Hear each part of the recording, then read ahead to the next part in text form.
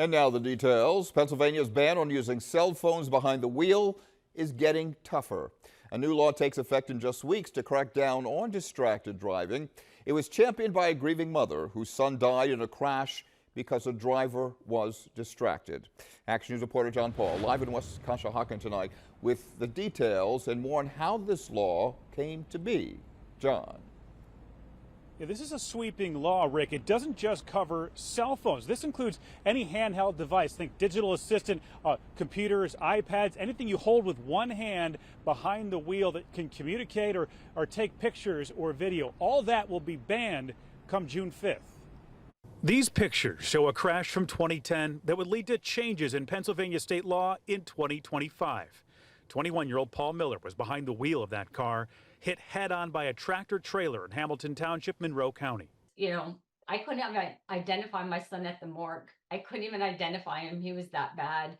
And I kind of just whispered in his ear. I said, Paul, I don't know what caused this crash, but I will find out what it is and I will make change. Eileen Miller did find out what caused the crash. The driver who hit her son was distracted. Say to change the law, traveling to Harrisburg to tell her story. A good solid 12 years of nonstop hard fighting for the legislation. In 2024, all of that work finally paid off.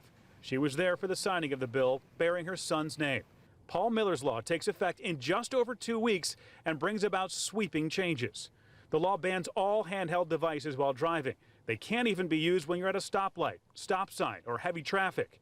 There's a 12-month grace period before you can be fined $50. It gets expensive. The fine itself is $50, but when you add the court cost into it, it turns out to be about $198.50. Schuylkill Township police are ready to enforce this new ban, pointing out that it's already illegal to text and drive. This bill just takes it a step further. You can't support it with any part of your body. Even if you're stopped in traffic, you're stopped at a traffic control device, you are not allowed to be on your phone at all. Eileen Miller says the new law will honor her son, who wanted to be a police officer himself. She believes it'll be his way of watching over drivers. I haven't seen my son in 15 years. I haven't kissed him, hugged him, anything. You know, I think it will absolutely make a difference. Again, Shari, this takes place June 5th. There is that 12-month grace period, and then those fines will kick in. There is an exception, though. If you need to make a phone call to call police or emergency crews, you are allowed to do that. We're live tonight in West Conshohocken. John Paul, Channel 6 Action News. Shari? Yeah, a mother who just never gave up. All right, John, thanks.